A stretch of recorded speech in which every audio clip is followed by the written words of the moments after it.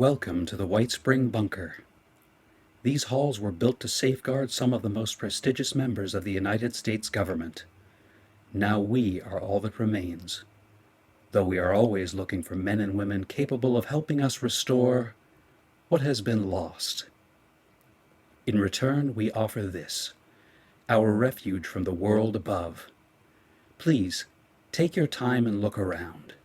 We've made great efforts to restore this place to its former glory. Welcome, member, to our little enclave. Welcome back, members. As always, I am the Operative, your designated tour guide and host here at the White Spring.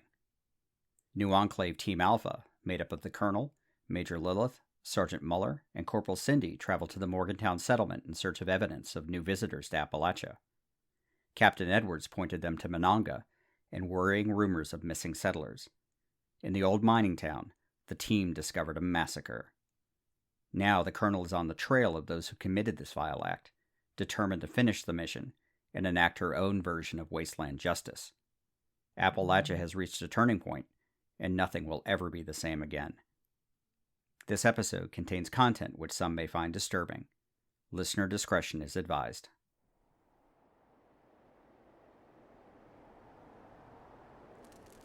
Valeria marked Lilith's location on her map and pulled Mueller and Cindy back to prepare to head out. She double-checked that Cindy sent out the images and information to Modus. They'd also give over the holotape when they got back. Mueller was doing his best to stand upwind from the burning church. The smell was absolutely horrid. Cindy was still looking a little pale, but she'd managed to scrounge a wicked-looking sledgehammer from the settlement. Valeria made a mental note to take her aside and talk. She had to understand what was required as part of the new enclave, because the ends justify the means, and the means were never butterflies and rainbows.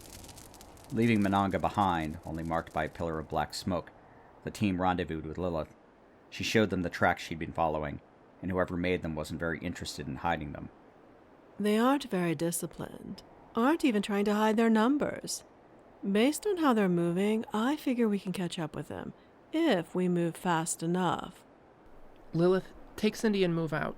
Find a spot up ahead for us to camp for the night. Mueller and I will follow. Valeria needed a few minutes to check in with Modus and get any updated intelligence he might have. Modus, we're currently tracking what appears to be a group of raiders. Real ones. Any updates? Colonel, we have analyzed the images you provided. They match no known group or faction and do not appear to be even an evolution of previous elements. We do, however, have some new data. Please continue. The Kovac has begun intercepting a much larger number of signals since your departure. Movement sensors have also become more active in areas previously quiet. We advise, complete your current reconnaissance and return to the White Spring as soon as possible. Thank you, Modus. We will obtain whatever information we can and head back. Expect an update from us at the same time tomorrow. Valeria out. 2 days later, Valeria and her team had settled into the SunnyTop ski lodge, overlooking the SunnyTop base camp below. They'd come in originally spoiling for a fight, but the upper lodge was empty. Their quarry had decided instead to make camp further down the mountain. Are they stupid or something? Cindy was quiet. The Colonel had spoken with her about her behavior and what was expected. Cindy had nodded and said all the right things, but Valeria wasn't sure if she truly understood. She had the makings of a fine Enclave officer, but if she wasn't capable of handling the dirty jobs, well, they'd be faced with an unfortunate alternative. Whatever the reason, they've ceded the high ground, and we can take advantage of it. Counted 14 of them. A couple are out tending the Brahmin. Looks to be 5 on guard duty, and the rest are inside the lodge. Mueller popped a fresh fusion core into his Gatling laser. What's the plan, Colonel? No need for subtleties, Sergeant. We hit them hard and fast, right at first light. From the looks of it, they aren't expecting company, and a bit of shock and awe should be more than enough to get the upper hand. But we need live prisoners, people. Oh. I said live prisoners, Major. As long as they can talk, I don't much care what condition they are in otherwise. Corporal, I want you to take first watch tonight. You keep an eye on them, and if anything changes, they look like they're pulling out or switching guards, you let us know. Yes, ma'am. Everyone got it? We've got a few hours tonight to prep, so double-check everything, and I'll see if Modus has anything new for us. A collective yes ma'am from the team ended the briefing. Early the next morning, Modus had been unable to provide any other useful information. As far as he could calculate, this was some new faction, but outside of that, no strength, no capabilities, no nothing. Valeria had expected that answer given how analytical Modus was, but it was still infuriating to be dealing with the unknown. So instead, the colonel focused on what was right in front of her. Cindy reported almost no outside movement, but it sounded like they'd had quite a party inside. All the better, the colonel thought, because they'd either still be drunk, or hungover, or both. Valeria sent Lilith down the hill first. She would take out the closest perimeter guards. Then all 4 of them would concentrate their fire on the rest. That should draw out those in the lodge, and then they'd take care of them. Afterwards, the colonel would handle the interrogations, and what was to happen after. Lilith smiled as she snuck down the hillside. Months of practice had made her almost invisible as she slowly crept towards the guard. Getting a closer look at him, he was dressed in attire not unlike what she had seen in the old reports on the Appalachian raider groups. He also wore the same symbol they'd seen in Monongah on an armband. She took out her blade and got within a few feet of her target before he even heard anything. Lilith saw him bringing up his rifle and turning, but she was there in less than a second, plunging the knife into the side of his neck, cutting the arteries and severing the vocal cords at the same time. Lilith loved watching the arterial spray and licked her lips as it ran down her own face. Very carefully, she leaned the now lifeless body against a tree and moved silently to the next victim. She also slit this one's throat, but the guard's finger tightened on the trigger of his pipe pistol, firing a round into the dirt. The colonel and corporal both reacted by firing their silenced combat rifles and killing the other 2 guards. As expected, they could hear shouts from inside the lodge, and a lot of other commotion as well. Valeria had assigned firing arcs to each team member to avoid friendly fire, but Lilith was the one who was going to get her hands dirty. Valeria tracked Lilith moving toward the lodge, staying low and out of sight. Windows started breaking as rifle barrels were thrust through them, firing indiscriminately into the woods. Both Valeria and Cindy fired short bursts into each window, rewarded with screams and further shouting. Lilith made it all the way to the lodge porch, pulled the pin on a fragmentation grenade, and tossed it through a nearby window. The explosion reverberated across the area, drowning out Sergeant Mueller's approach in his power armor. He kicked in the side door, knocking it completely off its hinges and throwing it into the lodge, firing his Gatling laser across the interior. As Lilith charged through the other door, firing her SMG, both Valeria and Cindy charged the rest of the way down the hill, laying suppressing fire as they went. By the time the colonel made it to the back door, the firing had stopped, and it was all over. Stepping over 2 bodies splayed behind the door, Valeria walked into the lodge, with Cindy close behind. Finally, the colonel could get an up-close and personal view of their quarry. The bodies were dressed in a combination of leather and metal armor, some covered in spikes and others decorated with a variety of chains and even barbed wire. Every one of them was also wearing the symbol from before. In the center of the room, Mueller and Lilith were holding 3 prisoners, none of whom were much worse for wear, other than looking extremely pissed off. Good job, Major. Have they said anything? If you count trying to bite us and cursing up a storm. Otherwise, not a thing. Valeria walked over, standing next to Lilith. All 3 prisoners were kneeling on the floor with their arms tied behind their back. The one in the middle was maybe the leader, an older man, heavily scarred with hatred in his eyes. To his left was a younger man with tribal facial tattoos. He tried to spit at the colonel, but Lilith saw it coming and kicked him in the side, knocking him over. He squirmed in pain and let out a string of curses, most of which Valeria had never heard before. On the other side was a young woman, maybe a little younger than Cindy. She had an eagle tattoo on her shoulder and a large bruise on the side of her face. Valeria put her hand under her chin and lifted her up. She didn't look angry. She looked scared, with streaks of tears running down her face, cutting through the dirt and grime. What's your name, honey? Shut up! That was Lilith's cue to kick him in the face, breaking his nose. Lilith, you and Mueller take those 2 downstairs and get whatever you can out of them. Our pleasure. Lilith smiled wide before grabbing the 2 prisoners by the collar and dragging them, kicking and screaming, down into the basement. You too, Mueller. Make sure Lilith doesn't just kill them. Roger, ma'am. Corporal, help get her up. Find a chair. Cindy reached down and helped the young woman to her feet and guided her to an old wooden kitchen chair. Valeria grabbed another chair and put it down facing the prisoner before sitting down. Okay. Is that better? The young woman just nodded. Good. I'm Colonel Valeria, and this is Corporal Cindy. We'll need to ask you a few questions. If you answer them, we'll let you go. Do you understand? She nodded again. Then from downstairs, there was a short series of high-pitched screams. The woman froze, looked towards the stairs, and started crying. No. Shh, don't cry. Don't pay any attention to that. You're up here with us and just fine. Those friends of yours decided to be rude. You're not gonna be, are you? What's your name, honey? The young woman struggled to hold back her tears before answering.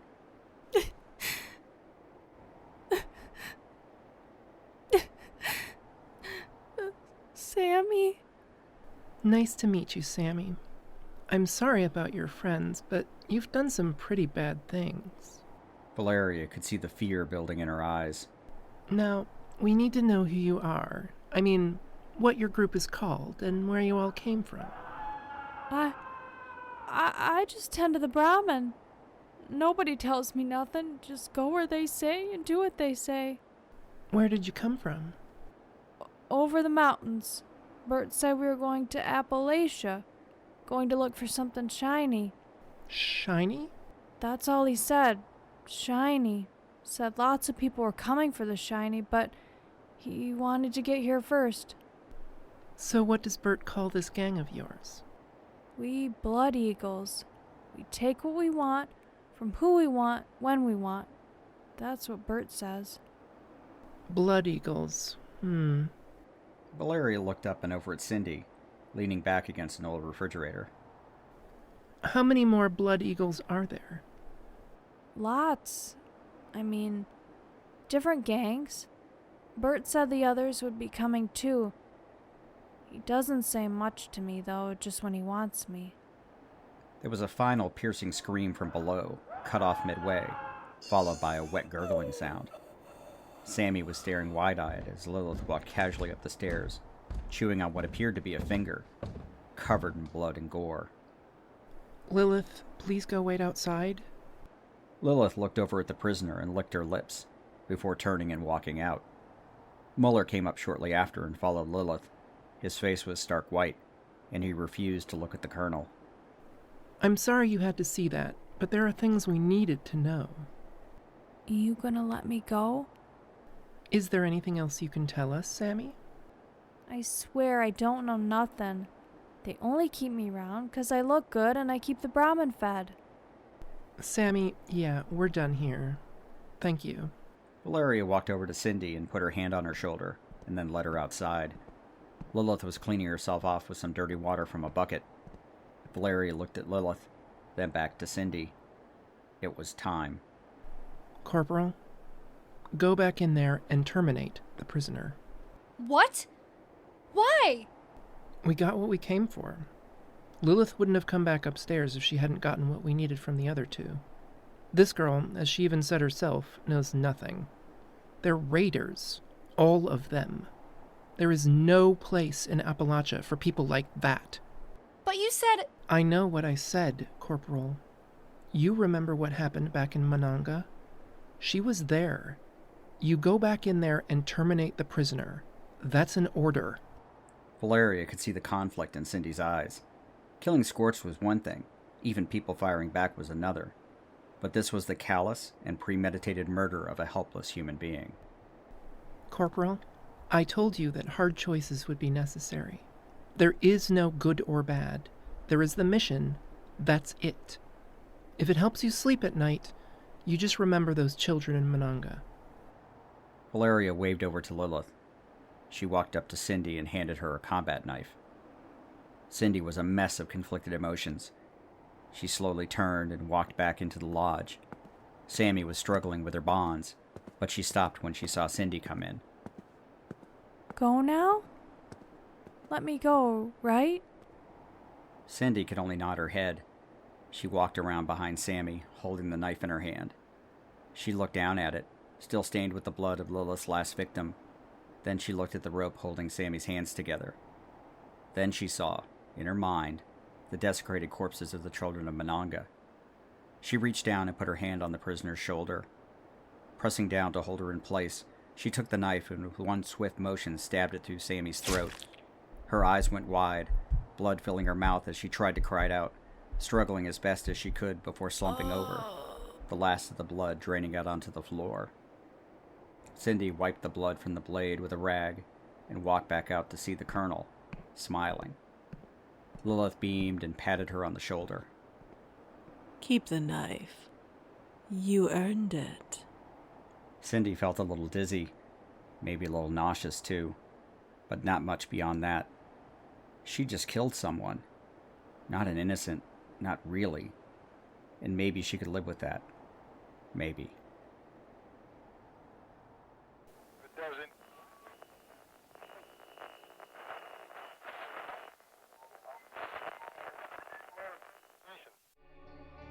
Long gone are the days where people sing about West Virginia as almost heaven. After nuclear war and disease, it's far from heaven now. Far from Heaven, a Fallout 76 story podcast, is a tale of survival, conflict, and hope set in the Fallout 76 game world. Join our survivors on their journey to reach that almost heaven once more.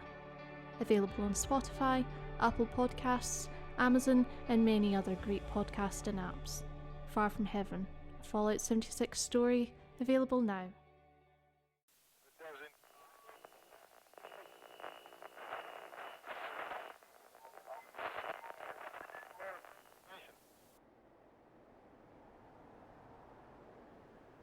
After cleaning up, the team had done a thorough search of the raider party's belongings. It was a mishmash of pipe weapons, jury-rigged armor, chems, lots of chems, and looted scrap, but nothing really of interest. When the colonel had gone downstairs, she found a locked chest in what she assumed to have been the raider boss's room.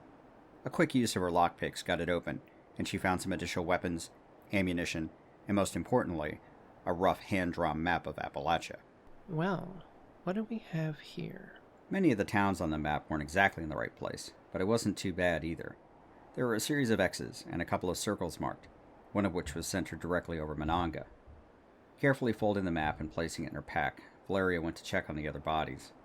Lilith promised to fill her in, as a younger man had cracked after she started carving her initials into the older raider's genitals. The colonel sighed, but if the information was worth it, her methods worked. She thought about Cindy.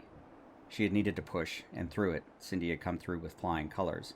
In fact, Valeria knew she was going to be just fine when Cindy said she was famished, and proceeded to polish off the equivalent of both lunch and dinner. After making a final recording for Modus, the whole team worked their way back up the hill to SunnyTop Station.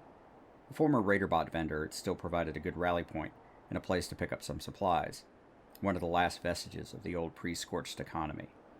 As they settled in, Mueller proceeded to spend an hour haggling with the vendor over his prices, while Cindy got some sleep. The colonel took Lilith outside, where they both sat down at an old, run-down picnic table. Val, it's a whole new world again, isn't it? Sure is. Just when I thought we had a handle on things, it got a whole lot more complicated. What'd you get out of those raiders? Oh boy, that old guy was one tough son of a bitch. I mean, I was carving into him like a turkey, and he just spat in my face. Of course, that just makes it more fun. Once I cut into his pants, the other started singing like a bird. Do tell. They called themselves Blood Eagles, a real badass raider gang, to hear him tell of it. They came from Ohio by way of Pennsylvania. I tried to get a name of the place, but I swear this kid never saw the inside of a book, so he didn't know. Figured as much after I cut off 3 of his fingers anyway. Seems a lot of people are interested in Appalachia now. Something about a treasure or shiny stuff, as he called it. Yeah, that tracks with what I got out of the girl. Their boss, Bert or whatever, told them a few weeks back that they were heading out. They did know about the scorched plague, but were willing to make the trip anyway. Getting over the mountains was tough, but they found a pass somewhere to the north. Lost a few guys coming in. Did he say anything else? Also said Bert had some kind of a map. He'd copied it off of some other map they found in some kind of government bunker up north. Said it led to more shiny stuff. That's why they hit Monongah. It was on the map. Anything about the number of people or anything else? Last thing he said, and probably all he knew, They weren't the only ones coming. They just happened to get the jump on the others. Sounded like a lot of people might be on their way, and not just raiders either. We need to find this pass and take a look for ourselves. Modus wants us back at the White Spring, but we need to check this out first. And Cindy? She passed. I needed to know. She had the makings of a fine operative, but if she couldn't cross the line, she wouldn't be coming back with us. Huh, really? You are a cast iron bitch, aren't you, Val? There is only the mission, Lil. I won't allow anyone to jeopardize it. You get with the program or you don't. It's a choice everyone has to make. That include me too, Val? Valeria just smiled, which didn't reach her eyes. It was enough to even give Lilith a cold chill down her spine. We head north in the morning. Get us something to eat. Oh, I mean something we'll all eat, understood? Okay. I'll take care of it. Lilith headed off down the hill, disappearing into the brush. The colonel yawned and stretched. She had been a little surprised that Cindy had come through as she had. Valeria half expected to find that Cindy had let the girl go, which would have meant the end of both of them. When assets aren't useful anymore, they get discarded. But Cindy was a pass, which meant more responsibility too. Valeria would continue to push her, to see when she'd push back. But if she could go all the way, she had a bright future ahead. Valeria got back up and walked into the station. I swear to God, I am not paying these goddamn rates.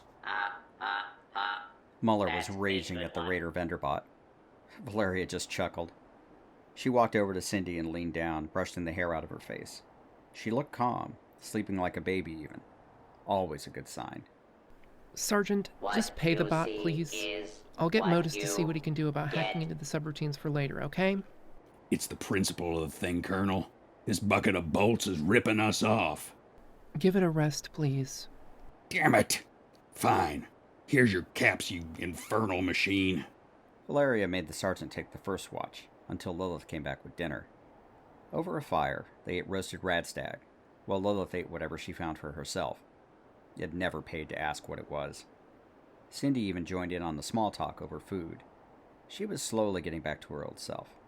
They'd be heading out early the next morning, so they all bedded down and took their turns on watch until just before sunrise. The team packed up and resumed their march north, heading to whatever pass might be open to allow others to enter the region. A few days later, as they reached the northern part of Appalachia, they started seeing tracks. Lots of tracks heading south. People, Brahmin, other pack animals they couldn't even identify.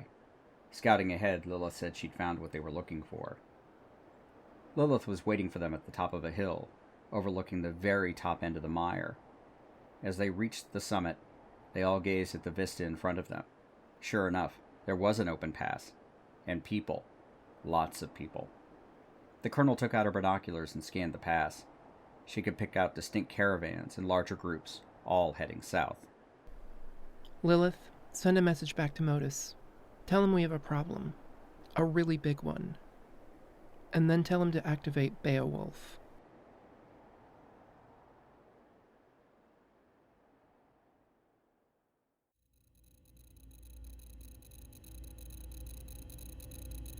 New program activation. ZR0X.65T. Remote login. Priority Indigo Omega. Modus eyes only. Analysis summary. Team Alpha transmissions. Confirmed. Kovac Muldoon data analysis. Confirmed. Internal confidence analysis. 99.75%. Confidence threshold reached. Enact Bastion Protocol. Complete. Deep Archive access granted. Vault 63 project files found. Error. Files encrypted via USSS authorization. Eagle 1 clearance required.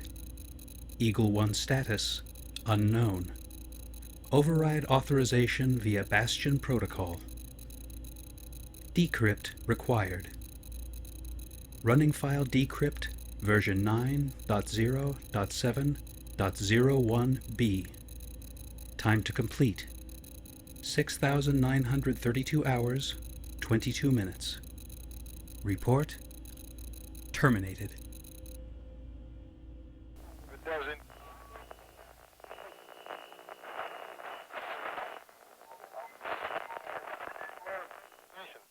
Hi, I'm Fire Rider, and I'm the host of The Pixel People, a podcast dedicated to taking a close look at our favorite characters from our favorite video games. From major characters who define the course of a game's storyline to smaller characters who you might have never noticed. Every week, we go beyond the quest line to examine a particular character's story arc and choices, and discover the real-world parallels and life lessons hidden just below the surface. I hope you'll join us. You can find the Pixel People on Anchor, Spotify, Apple Podcasts, and everywhere else you listen to podcasts.